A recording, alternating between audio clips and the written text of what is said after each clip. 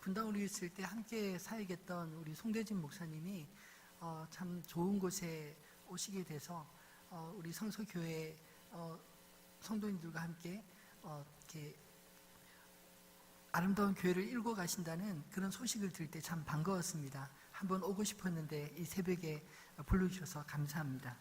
제가 말씀을 듣기 전에 잠깐 기도하겠습니다. 거룩하신 하나님 아버지, 감사합니다. 오늘 고난주간 특세를 맞아서 주님의 고난을 깊이 생각하고 우리의 삶 가운데 왕 되신 그리스도를 온전히 깊이 묵상하며 영접하기를 소원합니다. 오늘 이 시간 주신 말씀을 통하여 함께 예배하는 성소교회 모든 성도들에게 주님이 하시고 싶은 말씀이 잘 전달될 수 있도록 인도하여 주시옵소서. 함께 하실 주님을 기대하옵고 예수님의 이름으로 감사하며 기도드렸습니다. 아멘. 불신자는 우리가 생각하기에 교회 밖에 있다 이렇게 생각할지 모르지만 사실 교회 바깥에만 불신자가 있는 것은 아니라는 생각이 듭니다. 마태복음 7장 21절로 23절에 예수님께서 들려주신 말씀을 보면 나더러 주여 주여 하는 자마다 다 천국에 들어갈 것이 아니요 다만 하늘에 계신 내 아버지의 뜻대로 행하는 자라야 들어가리라. 그날에 많은 사람이 나더러 이르되 주여 주여 우리가 주의 이름으로 선지자 노릇하며 주의 이름으로 귀신을 쫓아내며 주의 이름으로 많은 권능을 행하지 아니하였나이까 하리니 그때 내가 그들에게 밝히 말하되 내가 너희를 도무지 알지 못하니 불법을 행하는 자들아 내게서 떠나가라 하리라. 우리가 성경을 읽으면서 참 두려운 것은 이 성경이 단지 불신자에게만 하는 말씀이 아니라 성경을 읽는 우리에게 주님이 들려주시고 싶은 그런 말씀이라는 사실입니다.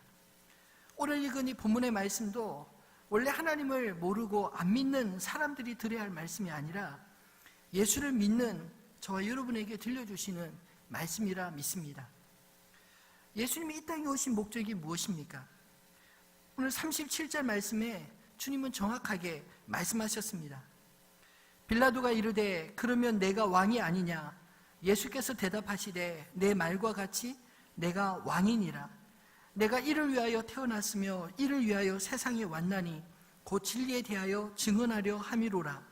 무릇 진리에 속한 자는 내 음성을 듣느니라 하신대. 거듭되는 빌라도의 너가 유대인의 왕이냐? 이 질문에 대해서 예수님은 내가 왕이니라 대답하셨습니다. 그러나 그의 나라는 이 세상에 속한 것이 아니라고 말씀하셨습니다. 그의 나라는 세상의 가치를 쫓아가는 나라가 아니기 때문입니다. 세상 나라는 창과 칼로 싸우는 나라이지만 주님의 나라는 희생과 사랑으로 이 땅을 하나하나 감화시켜 나가는 나라이지 않습니까? 그리고 예수님이 이 땅에 오신 목적을 진리에 대하여 증언하려 함이라 말씀하셨습니다. 사실 우리가 예수님을 믿는 것이 쉬운 것 같으면서도 깊이 들어가면 들어갈수록 참 어렵다 이런 생각이 들지 않습니까? 가만 생각해 보면 저도 예수님을 믿는 것이 참 기적 같아 이렇게 느껴질 때가 많습니다. 여러분은 어떻게 예수님을 믿게 되셨나요? 오늘 예수님의 표현에 의하면 무릇 진리에 속한 자는 내 음성을 듣느니라 말씀하셨는데 여기 계신 분들은 예수님의 음성이 들리기 때문에 이 새벽에 이 자리에까지 나오신 줄로 믿습니다. 그러나 사실 들리는 것과 듣는 것은 저는 별개라는 생각이 듭니다. 아무리 들어도 우리 마음에 잘 새겨지지 않으면 사실은 듣지 않기 때문입니다. 저희 막내 아들이 말이 참 많습니다. 학교에서 있었던 일을 전혀 상관없는 이야기인데 집에 오면 저에게 막 이야기를 합니다. 근데 관심이 없는 이야기를 계속하면요 아무리 이야기를 해도 잘 들리지가 않아요. 여러분 그런 경험이 없으신가요? 관심 있는 이야기는 한마디만 해도 마음에 속속 들리는데 관심도 없고 생각도 없는데 자꾸만 이야기를 하면 그냥 신경이 별로 이렇게 쓰여지지 않는 그런 느낌이 들지 않습니까? 예수님은 산상설교 마지막 결론으로 마태복음 7장 24절로 27절에 이 반석 위에 지은 집과 모래 위에 지은 집의 비유를 들어서 복음 중에 복음인 산상설교의 결론을 마쳤습니다. 근데 이 반석 위에 지은 집과 모래 위에 지은 집의 차이가 무엇입니까? 24절과 26절에 그 말씀에 설명하고 있습니다. 그러므로 누구든지 나의 이 말을 듣고 행하는 자는 그 집을 반석 위에 지은 지혜로운 사람 같으리니, 나의 이 말을 듣고도 행하지 않는 자는 그 집을 모래 위에 지은 어리석은 사람 같으리니, 이 반석 위에 지은 집과 모래 위에 지은 집의 차이는 사실 똑같이 듣기는 듣지만 한 사람은 새겨들어서 그대로 사는 사람이고 다른 한 사람은 흘려들어서 예수님의 말씀과 상관없이 그냥 세상의 방식대로 살아가는 그 삶의 차이를 말씀하고자 하는 것 아닐까요? 오늘 우리가 말씀을 묵상하면서 우리가 진리에 속하는 데 방해가 되는 것이 있다면 무엇일까 깊이 생각하게 되기를 바랍니다. 예수를 믿는다고 주님을 따르면서도 실제로는 주님과 상관없이 살 수도 있는 것이 우리의 삶의 현실 아닌가요? 나 딴엔 열심히 주님을 믿는다고 하는데 만약 주님이 나를 모르신다 한다면 여러분 두렵지 않으신가요? 예수님이 말씀하신 대로 무릇 진리에 속한 자는 내 음성을 듣느니라 하셨는데 주님의 음성이 잘 들리지 않도록 방해하는 것, 진리에 속하는 것을 거부하는 것이 무엇인지 깨닫게 되기를 바랍니다.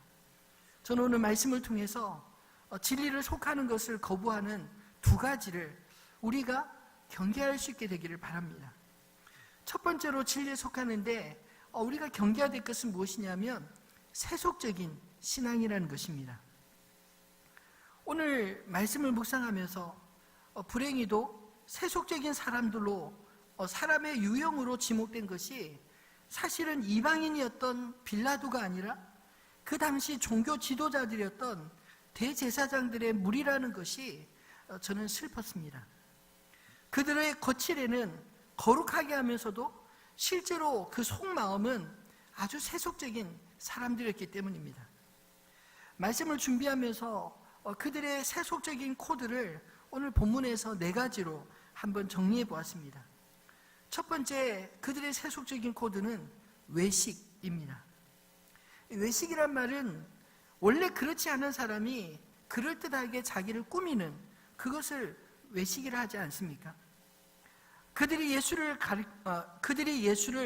가야바에게서 관정으로 끌고 가니 새벽이라 그들은 더럽힘을 받지 아니하고 유월절 잔치를 먹고자 하여 관정에 들어가지 아니하더라. 오늘 28절에 예수를 끌고 빌라도에 온 그 유대인 제사장들의 무리들의 모습을 이렇게 설명하고 있습니다. 참 기가 막힌 이야기 아닌가요? 자신들이 하는 짓이 떳떳하지 않은 일임을 알면서도 그들은 이방인을 만나서 자신을 더럽히지 않으려고 이방인의 땅 로마 관정으로 들어가지 않았다라고 이야기합니다.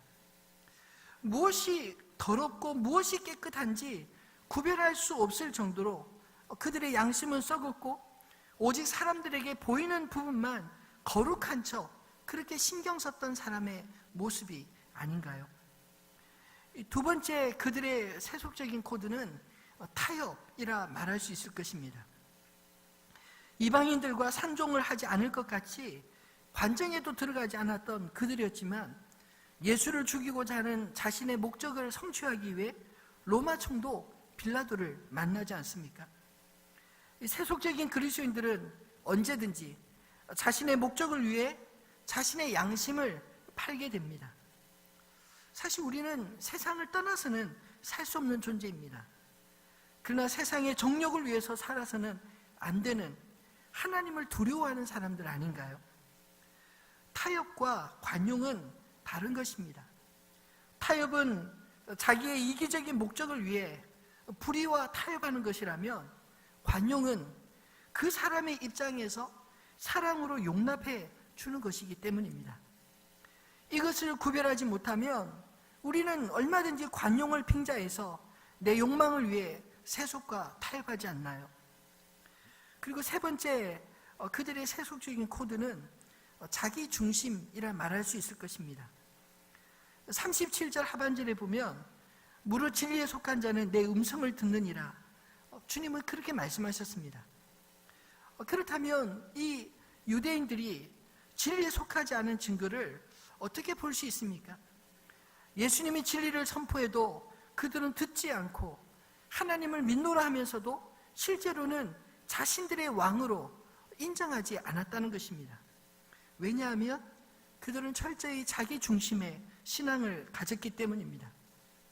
이 자기 중심적이란 말이 얼마나 무서우냐면 사람은 자기 중심이 되면 이 보편적인 진리는 상관이 없습니다. 오로지 진리의 척도가 나에게 유익한가 나에게 불리한가 이 유불리만 따지게 된다는 것입니다.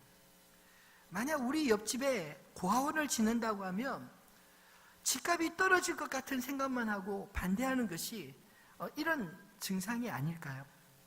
물론 고아원이 필요하다는 것은 인정합니다. 그러나 그곳이 우리 집 옆이면 안 된다는 것입니다. 이 종교 지도자들이 예수님을 배척한 것도 사실은 진리의 문제라기보다 그들의 자신의 허물을 예수님이 끊임없이 지적하셨기 때문에 그 소리가 듣기 싫어서 예수님을 못 박으려 했던 것 아닐까요? 예수님의 말씀에 찔려 회개하고 돌이켜야 함에도 불구하고 진리의 말씀이신 예수님을 오히려 제거하여 듣지 않으려 했던 것이 바로 자기 중심적인 신앙의 현 주소를 보여주고 있는 것입니다. 그리고 마지막 네 번째로 그들의 세속적인 코드를 설명한다면 그것은 잘못된 선택이라 생각합니다. 우리 40절 말씀 마지막 절을 한번 같이 읽어볼까요? 그들이 또 소리질러 이르되 이 사람이 아니라 바라바라 하니 바라바는 강도였더라. 그들은 기가 막히게도 아무 죄 없으신 예수님을 살인 강도와 맞바꾸는 잘못을 선택하는 데까지 나아가지 않습니까? 결론적으로 그들은 예수 그리스도를 십자가에 못 박고 그들이 하나님께 속한 자들이 아니라 세상을 따라가는 자들임을 적나라하게 이 빌라도 앞에 보여주고 있는 것입니다. 잘못된 선택에는 항상 세속적인 욕심이 자리 잡고 있습니다. 어느 쪽이 먼저일까요? 예수님은 우리의 껍데기를 보고 판단하시는 분이 아니십니다.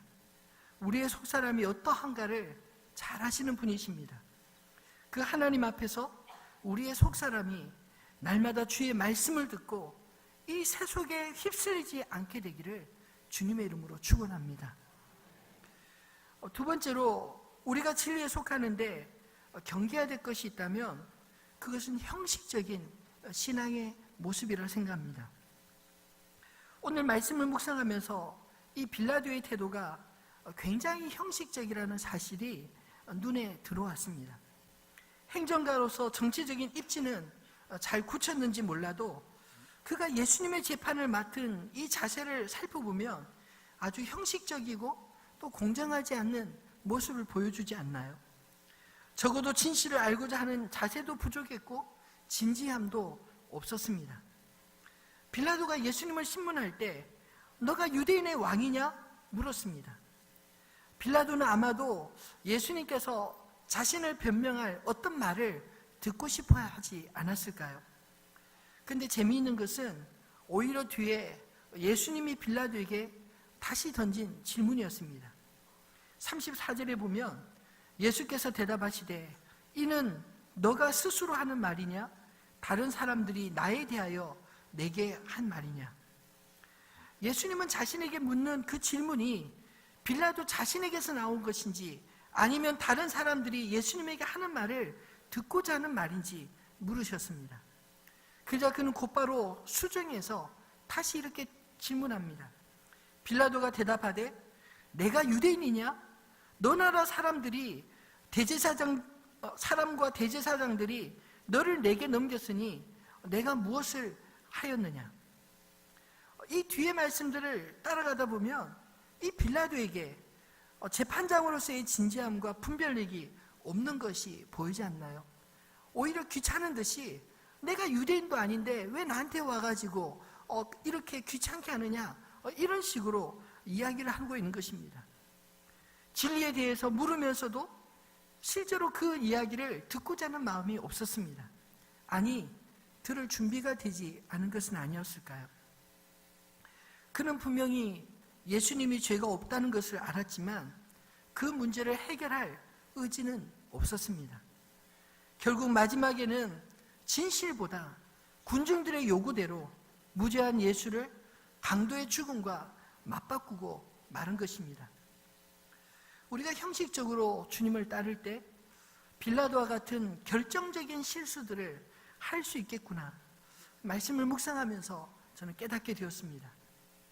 내가 주님의 말씀을 진지하게 들을 마음이 없기에 예수님을 만나도 그분을 알아보지 못하는 것입니다. 그런 경우는 문제는 잘 알고 유창하게 떠벌릴 수는 있지만 결국 그것을 해결할 의지가 없기에 결국 분위기에 휩쓸려 주님의 길이 아닌 세상의 길로 가고 마는 것 아닐까요? 우리의 믿음이 빌라도처럼 형식적인 것이 되지 않기를 바랍니다. 진리의 말씀을 들을 수 있는 기회를 가졌지만 정작 진리를 듣지 못했던 교회당만 밟고 지나다니는 성도가 되지 않으시기를 주님의 이름으로 축원합니다. 말씀을 맺겠습니다. 예수님은 어떤 왕이신가요? 스가랴 8장 7절로 8절의 말씀에 보면 예수님이 어떤 왕이신지 이렇게 설명하고 있습니다. 한번 같이 읽어볼까요? 만군의 여호와가 이같이 말하노라. 보라, 내가 내 백성을 해가 뜨는 땅과 인도하여다가 예루살렘 가운데 거주하게 하리니 그들은 내 백성이 되고 나는 진리와 공의로 그들의 하나님이 되리라. 아멘. 예수님은 진리와 공의의 왕이신 줄 믿습니다.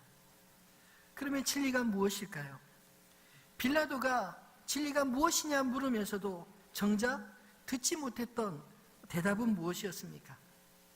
요한복음 14장 6절에 보면 예수님은 진리에 대해 이렇게 분명히 말씀하셨습니다. 예수께서 이르시되 내가 곧 길이요 진리요 생명이니 나로 말미암지 않고는 아버지께로 올 자가 없느니라. 진리는 바로 예수 그리스도 자신임을 깨닫게 되기를 소원합니다. 우리가 성경을 읽으면서도 진리를 잘 알지 못하는 것은 성경을 그 문자만 읽지 그 성경이 가리키는 그분이 누구신지를 우리가 잘 알지 못하기 때문은 아닐까요? 저는 어려서부터 성경을 배우고 알았지만 진리는 그저 성경에 기록된 말씀이라는 생각만 했습니다.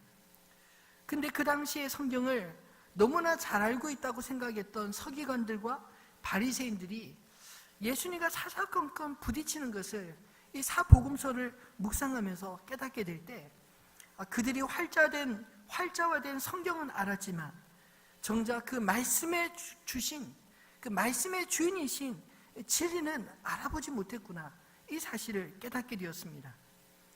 요한복음 1장 14절 말씀에 보면 말씀이 육신이 되어 우리 가운데 거하심에 우리가 그의 영광을 보니 아버지의 독생자의 영광이요 은혜와 진리가 충만하더라 말씀하지 않습니까?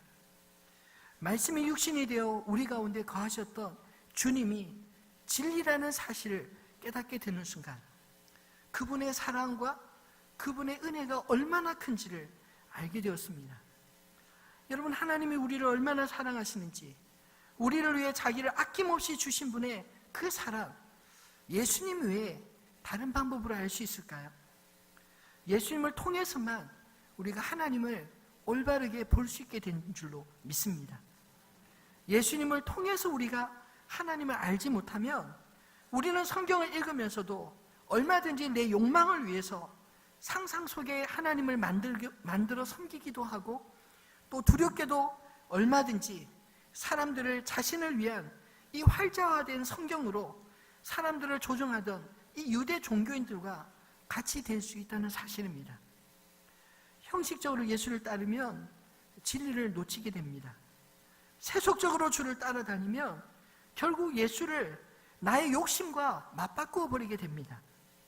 이 고난주간 진지하게 예수님의 이 말씀들이 우리의 마음에 들리게 되기를 소원합니다. 저는 오늘 말씀을 묵상하면서 마치 재판장이 뒤바뀐 것 같은 그런 느낌을 받았습니다. 빌라도가 재판장이 아니라 마치 예수님이 빌라도를 신문하신 것 같은 그런 느낌 들지 않으시나요? 우리가 빌라도처럼 예수님을 알고 싶어서 내가 유대인의 왕이냐 물을 때 주님은 마치 34절, 36절, 37절 말씀을 통해서 오히려 너는 어디에 속하였느냐 이렇게 되물으시는 것 같았습니다. 우리가 주님께 속하였더라면 예수님이 우리의 왕이신지 금방 알아볼 것이요, 예수님이 자신의 생명으로 들려주신 그 하나님의 말씀들이 들리게 될 줄로 믿습니다. 세상과 주님 사이에 더 이상 흥정하지 마시기를 바랍니다.